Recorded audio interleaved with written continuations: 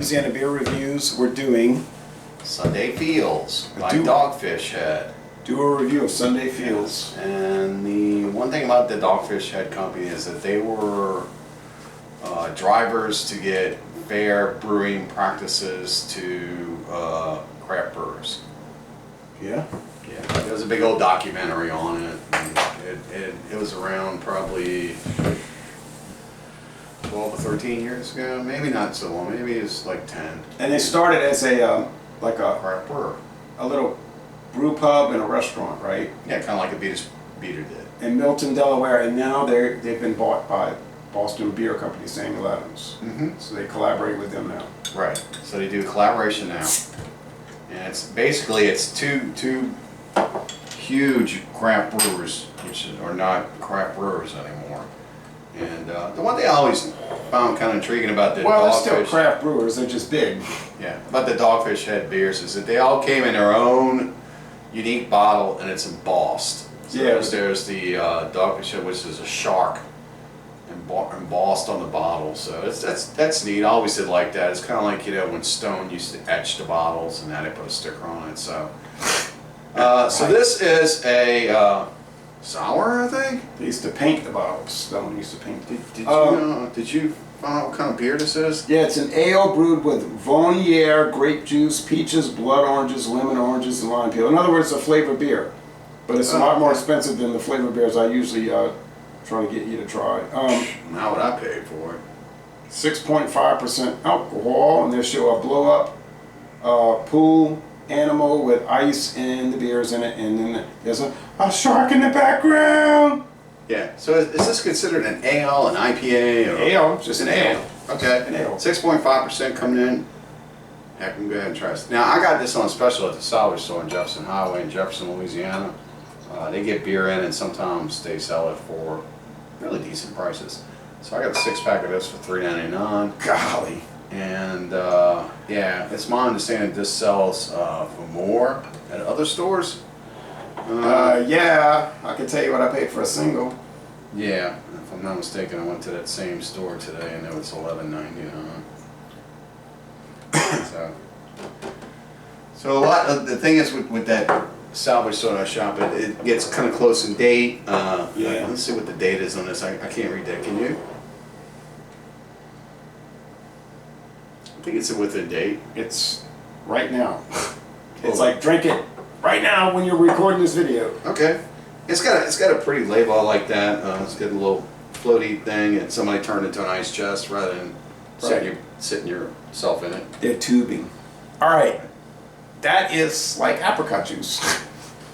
Actually, to me, if you ever had that red strawberry kind of comes out with this like this, but it is kind of like, it's cloudy. You can't see through it. Are you talking about reds? Reds. Yes, that's what I said. Reds.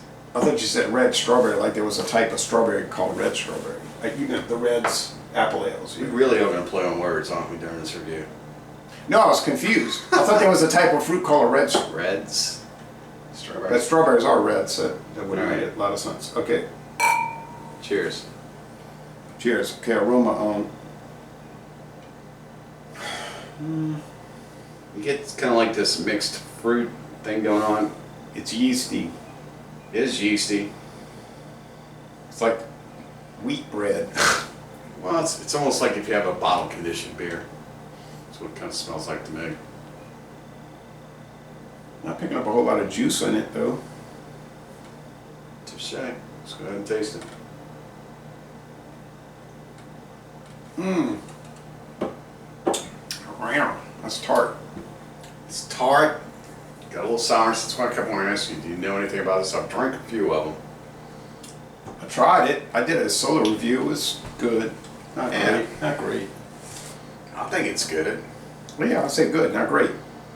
Now, I'm not a sour or tart fan of beers. I like the way this one is not sweet.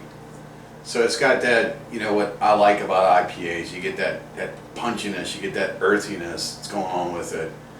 I prefer that as opposed to saying, oh, we should put some sugar in it because they're not going to like that. Yeah, no, they didn't do that. It just tastes like a weeded we were talking about weeded bourbon larceny. It tastes like a weeded ale.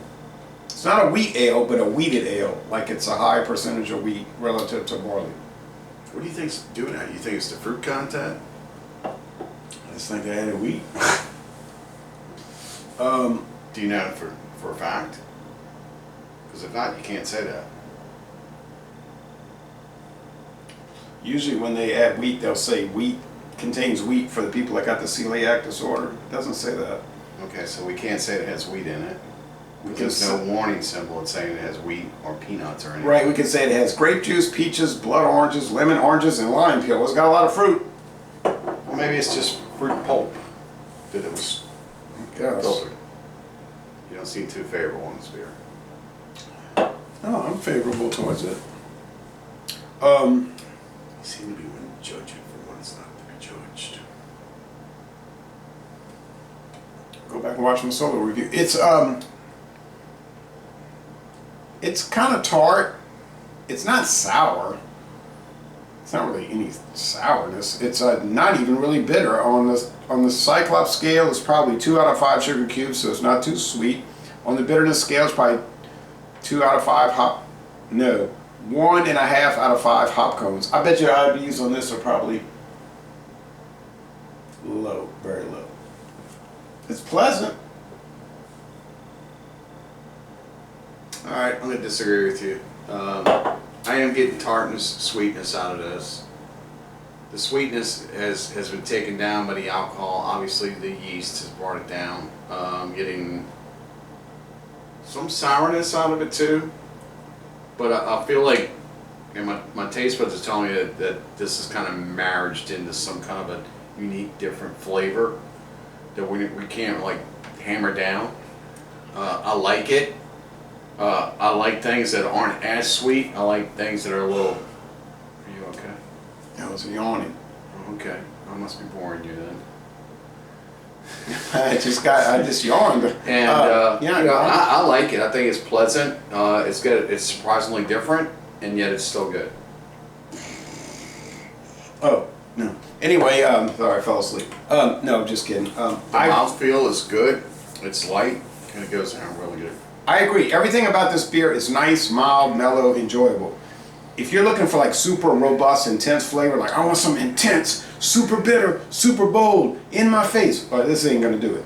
Then you go get a double IPA. This is not a double IPA. It's just mellow ale, obviously pale malt, and a melange, like you say, of fruit flavor, fruit juices.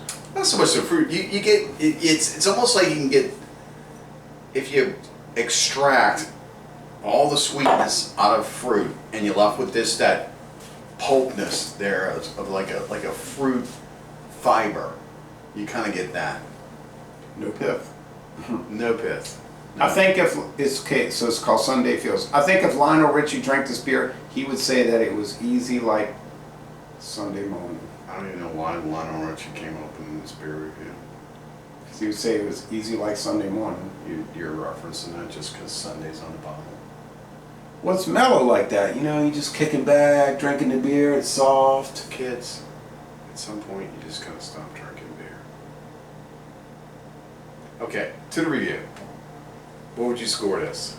I thought that was a good point. All right. Anyway, I'll give it a good score. My score is gonna be higher than yours. I can already tell. I can't say anything negative because I'm always forever reviewing fruit flavored beers. I mean, you know, that's what I do. You give good scores to some beers, and I'm just like, what? Yeah, some of them are like What? questionable, but in the end, they do taste good. This is another one that tastes really good. Is it the most fabulous, extraordinary thing? No, but is it a nice 6.5% alcohol? Rounded beer that's not too harsh in any area? Yes. I think 94 out of 100 would be a fair score. I'm gonna give this 96, moving up to 97. Just by the sheer fact that the quality of Dogfish beer has never let me down. Just about every beer that they make is delicious. This one rates right up there. I love the fact that it's not sweet, even though you were able to get the fine fruit flavors in it, and I like the way it melged in. There was some sourness that I got and some tartness. So with that said, the IBUs were lower. I believe if the IBUs were higher, we might be questioning whether this was having the IPA tag on it or not. It did not. It's more like a strong ale. So I think it's really good. It's a really good beer. It's not great, but Dogfish never lets us down. That one time you didn't like their beer, you said it tastes like grappa. Remember the one that was using the grape must? Yeah, I don't know how that's correlating to this review. But This is a Dogfish Head beer. Okay. You said it was kind of strange, it tastes like grappa. All right, so it's time to jump on my score, right? That's what you're doing. It's a point of reference. You said they never So let you he's going down. to use one point of reference and a negative for all Dogfish Head beers that we try. Okay. No, I'm just saying you said That's fair enough. You said they never let you down, but That's fair enough. maybe one time they come. It's like everything in this world. You do one little mistake and all good's no good. No, I just, of course, remember it and keep close tabs on it. All right, anyway, so a really nice beer. If you see it, especially for the price you bought it for, buy it. So, Lazy Lay, Bon Temps Relay, we're going to end this review by saying, y'all go to Milton, Delaware, and tour the Dogfish Head Brewery. Cheers, kids.